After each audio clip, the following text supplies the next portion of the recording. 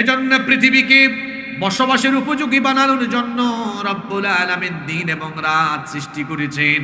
কিন্তু আল্লাহ যদি চান কিয়ামত পর্যন্ত পৃথিবীতে শুধু রাত থাকবে, তাহলে বলেন তো কেউ কি দিনের আলো এনে দিতে পারবে নাকি? আরো জোরে বলেন, পারবে নাকি? এজন্য আল্লাহ তাআলা কোরআনে কারীমের 28 নম্বর সূরা সূরাতুল কসাসের 71 নম্বর আয়াত থেকে বলছেন, কুল আরাআইতুম ইন জাআলাল্লাহু আলাইকুমুল লাইলা সারমাদান ইলা ইয়াউমিল কিয়ামাতি মান ইলাহুন গায়রুল্লাহি ইয়াতিকুম বিদিয়া আফালা তাসমাউন। আল্লাহ তাআলা বলছেন, ও নবী আপনি এদেরকে বলুন, তোমরা কি ভেবেছো, তোমরা কি কখনো চিন্তা করেছো যদি আল্লাহ তাআলা কিয়ামত পর্যন্ত তোমাদের উপরে রাতের অন্ধকারকে চিরস্থায়ী করে দেন, আল্লাহ ছাড়া এমন কোন ইলাহ আছে নাকি যে এই পৃথিবীতে দিনের আলো এনে দিতে পারবে? কথা বলেন, পারবে নাকি? এরপরের আয়াতে আল্লাহ বলছেন, কুল আরাআইতুম ইন জাআলাল্লাহু আলাইকুমুন নাহারা সারমাদান ইলা ইয়াউমিল কিয়ামাতি মান ইলাহুন গায়রুল্লাহি ইয়াতিকুম বিলাইলিন তাসকুনুনা ফীহি আফালা তুবসিরুন। আল্লাহ তাআলা বলছেন, নবী এদেরকে বলেন, তোমরা কি ভেবেছো, তোমরা কি কখনো চিন্তা করেছো যদি আল্লাহ তাআলা কিয়ামত পর্যন্ত তোমাদের জন্য শুধু দিনের আলোকে নির্ধারণ করে দেন, আল্লাহ ছাড়া এমন কোন ইলাহ আছে নাকি যে পৃথিবীতে রাতের অন্ধকার এনে দিবে আর তোমরা এতে করে বিশ্রাম নিবে? আল্লাহ যদি না চান কেউ কি পারবে নাকি?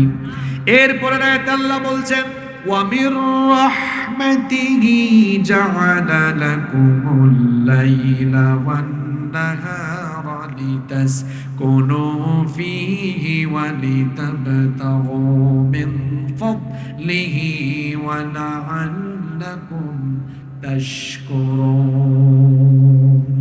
আল্লাহ তাআলা বলছেন, এই যে দিনের পরে রাত হয়, রাতের পরে দিন হয়, এটা হচ্ছে আল্লাহর একান্ত অনুগ্রহ, এটা হলো আল্লাহর একান্ত দয়া। তিনি যদি এই দয়া না করতেন তাহলে পৃথিবীতে মানুষ বসবাস করার জন্য উপযোগী কোনো পরিবেশ থাকতো না। এজন্য দিন এবং রাতের আবর্তন যিনি ঘটান, পুরুষোচিত কণ্ঠে গলার আওয়াজ বড় করে বলেন, তিনি কে? মানুষ তাদেরকে সাইজ করে তাদেরকে দিল্লিতে নির্বাসিত করে দিয়েছে। এখন আবার নির্বাসিতদের খুব আকাঙ্ক্ষা জেগেছে, যে ট্রাম্প সাহেব আসলে আমরা চট করে ঢুকে যাবো। ঢুকেন না, একটু চট করে মানুষও ধরবে। বহু হিসাব নিকাশ বাকি আছে, ঠিক না বে ঠিক? আমরা যেখানে ছিলাম খেয়াল রাখবেন, দিন এবং রাত এটা হচ্ছে আহ্নিক গতির কারণে। বলছিলাম আহ্নিক গতির ফলে পৃথিবীর এক জায়গায় রাত, আরেক জায়গায় বাংলাদেশে এখন রাত 10:43, আমেরিকায় এখন দুপুর, দিনের বেলা এখন, লন্ডনে এখনো বিকাল, লন্ডনে এখনো বিকেল বেলা। সৌদি আরব তো আমাদের 4-3 ঘন্টা পিছিয়ে আছে। এখন কোন দেশে জোহর, কোন দেশে ফজর, কোন দেশে সকাল 10টা, কোন দেশে সকাল 8টা। কি বলেন, এরকম না? এই যে দিন এবং রাত, এটা হচ্ছে আহ্নিক গতির কারণে। আর দিন এবং রাত এটা মহান আল্লাহ একটা অন্যতম অনুগ্রহ। যদি দিন রাত আল্লাহ না দিতেন পৃথিবী অচল হয়ে যেত, আমরা পৃথিবীতে বসবাস করতে পারতাম না, এটা বসবাসের অনুপযোগী হয়ে যেত। কি করে?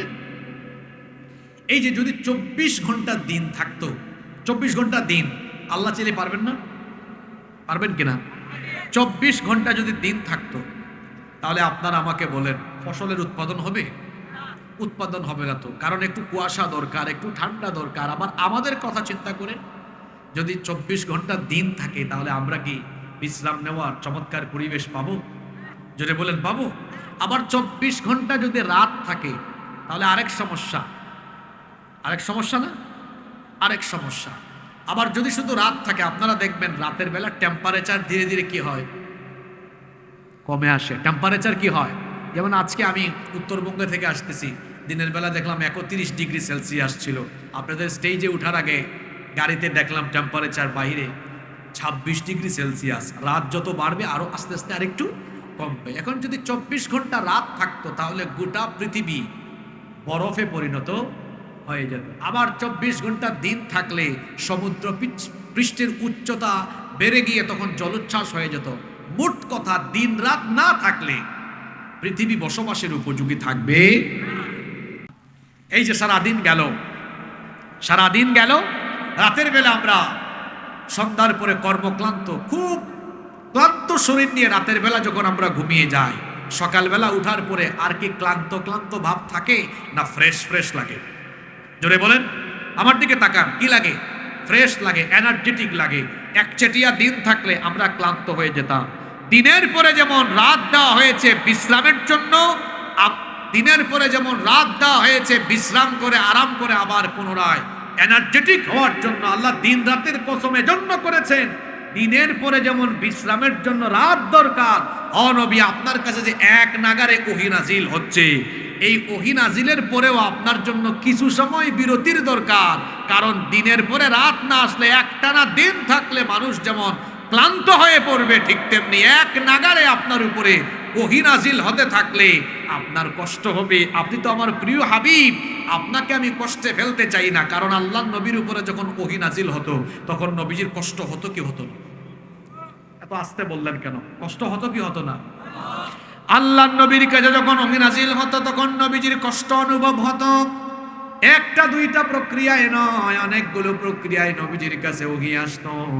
ঘন্টা ধ্বনির ন্যায় ওহী নাজিল হতো, মৌমাছির গুঞ্জনের ন্যায় আওয়াজ হতো ওহী নাজিলের সময়। কখনো কখনো জিবরিল আমিন সশরীরে আসতেন, কখনো কখনো মানুষের সুরত ধরে আসতেন।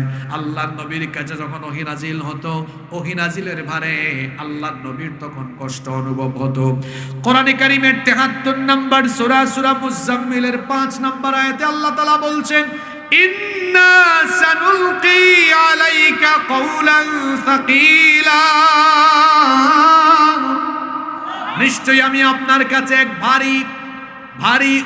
ভারী বোঝা, ওহীর ভারী বোঝা পাঠাচ্ছি, নাজিল করছি। আল্লাহর নবীর কাছে যখন ওহী নাজিল হতো তখন আল্লাহর নবীর অবস্থা কেমন হতো শুনেন।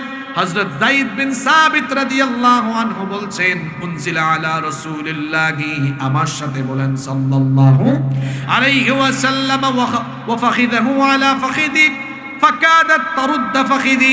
তিনি বলছেন, যায়েদ ইবনে সাবিত রাদিয়াল্লাহু আনহু বলছেন, একবার আমি আল্লাহর নবীর পাশে বসা ছিলাম, আমার হাঁটু মুবারকের সাথে হাঁটু লাগিয়ে আল্লাহর নবী বসা ছিলেন। এমন সময় যখন আল্লাহর নবীর উপরে ওহী নাজিল হচ্ছিল, ওহী নাজিলের ভারে আমি বুঝতে পারলাম যে আমার হাঁটু পর্যন্ত ভেঙে চুরে চুরমাচুর হয়ে যাওয়ার উপক্রম হয়ে যাচ্ছিল। ওহী নাজিলের সময় আল্লাহর নবীর অবস্থা কেমন হতো শুনেন। আমাদের মা উম্মুল মুমিনিন আয়েশা রাদিয়াল্লাহু আনহা তিনি বলেছেন, লাকাদ রাআইতুহু ইয়ানজিলু আলাইহিল ওয়াহয়ু ফিল ইয়াউমিশ শাদীদিল বারদি ফায়াফসিমু আনহু ওয়া ইন্না জাবিনাহু লা ইয়াতাফাসাদু আরাকা।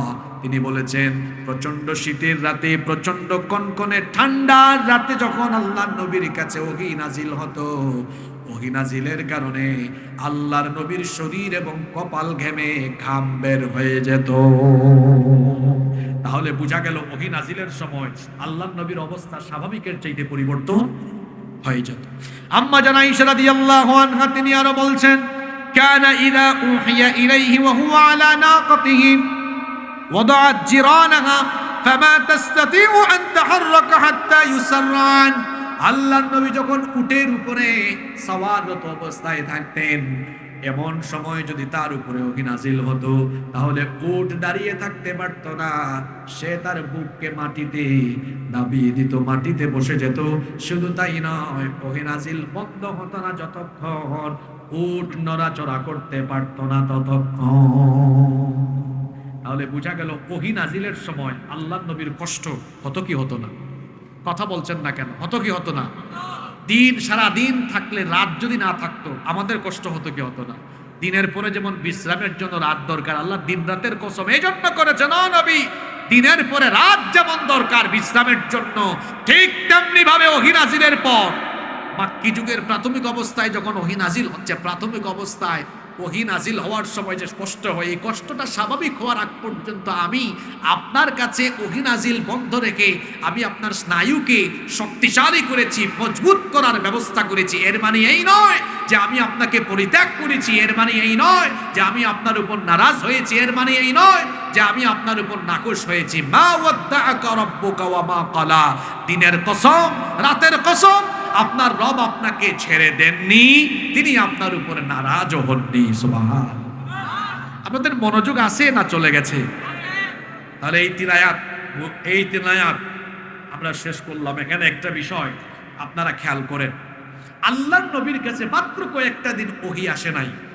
আল্লাহর নবী তার হৃদয়টা কি তখন প্রশান্ত ছিল, না আল্লাহর নবীর ভেতরে পেরেশানি তৈরি হয়েছিল? সবাই কথা বলেন, কারণ এখন এই প্রশ্নটা আপনার উপর যাবে। কিছুদিন আল্লাহর নবীর কাছে ওহী নাজিল বন্ধ থাকায় আল্লাহর নবী কি প্রশান্ত চিত্তে ছিলেন, নাকি আল্লাহর নবীর পেরেশানি বেড়ে গিয়েছিল? আল্লাহর নবীর কাছে কয়েকদিন ওহী না আসায় আল্লাহর নবীর এত পেরেশানি বাড়লো। আর আপনার খবর কি বাবা? আপনার খবর কি ভাই? আপনি যে সারা বছর ধরে ঘরের তাকের উপরে কোরআন এভাবে রেখে দিলেন, 11 মাস 12 মাস চলে যায়, কোরআন পড়েন না। আপনি কোন নবীর উম্মত যে নবীর কাছে কয়েকদিন ওহী না আসায় তিনি পেরেশান হয়ে যান, আর আপনি সপ্তাহের পর সপ্তাহ, মাসের পর মাস, বছরের পর বছর যায়, কোরআন তিলাওয়াত করেন না, কোরআন বুঝেন না, কোরআনের রঙে রঙিন হওয়ার চেষ্টা করেন না? এ কেমন উম্মত আপনি? আপনার বিবেকের কাছে আমি প্রশ্ন রেখে দিলাম। অনেকে তো আছে কোরআন শুদ্ধ করে পড়তেও পারে না। আমি প্রায় সময় একটা কথা বলি, বাংলাদেশে দিন ইসলাম ভালোবাসে এরকম মানুষের সংখ্যা অসংখ্য গণিত। দিন ভালোবাসে, কিন্তু দিন বুঝে এইরকম মুসলমানের সংখ্যা 2% হবে কিনা আমার যথেষ্ট সন্দেহ আছে। কথা বুঝেন নাই? এই টাঙ্গাইলে মধুপুরে যদি আপনাদেরকে বলি আপনার আল্লাহকে, রসুলকে, ইসলামকে ভালোবাসেন কি বাসেন না, আপনাদের আওয়াজে তো বোঝা গেল না। সবাই ভালোবাসেন তো? সবাই ভালোবাসে, সবাই ভালোবাসে। কিন্তু যদি বলা হয় নবী করিম সাল্লাল্লাহু আলাইহি ওয়াসাল্লাম কি করে জাহিলি সমাজকে বদলে দিয়ে মদিনায় গিয়ে আল্লাহর দেওয়া বিধানের আলোকে একটি রাষ্ট্র ব্যবস্থা গঠন করলেন, এই বুঝ, ওই যে বললাম যদি 90% মুসলমান হয়, 87 থেকে 88% ভেতরেও এই বুঝটা থাকলে কি বাংলাদেশ এরকম বিভিন্ন ব্যক্তি আর দলমতের আইনে চলতো? কোশ্চেন কালেও না। আমাদের সংখ্যা অনেক বেশি। আল্লাহ নবীর একটা হাদিস মনে পড়ে গেল। আল্লাহ নবী একদিন সাহাবীদেরকে বললেন, শোনো, আখিরি জামানায় এমন একটি সময় আসবে যখন শত্রুরা তোমাদেরকে চতুর্দিক থেকে বেষ্টন করে তোমাদেরকে এমনভাবে নির্যাতন নিপীড়ন করে তোমাদের উপর এরা চড়াও হয়ে বসবে। নবীজি খুব সুন্দর উদাহরণ দিলেন। একটা ভোজন পাত্র, একটা খাবারের পাত্রে যেভাবে আঙ্গুল দিয়ে কোটা খাবারগুলোকে একসাথে করে খেয়ে ফেলা হয়, শত্রুরা তোমাদের চতুর্দিক থেকে তোমাদেরকে বেষ্টন করে তোমাদেরকে নিঃশেষ করে ফেলবে। সাহাবীরা বললেন, ইয়া রাসূলুল্লাহি, আমরা বলি সাল্লাল্লাহু আলাইহি ওয়াসাল্লাম, তখন কি আমাদের সংখ্যা কম থাকবে?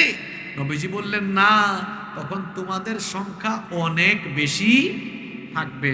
তখন সাহাবীরা বললেন, সংখ্যায় বেশি থাকলে আমাদের উপরে এই বিপদ আসবে কেন?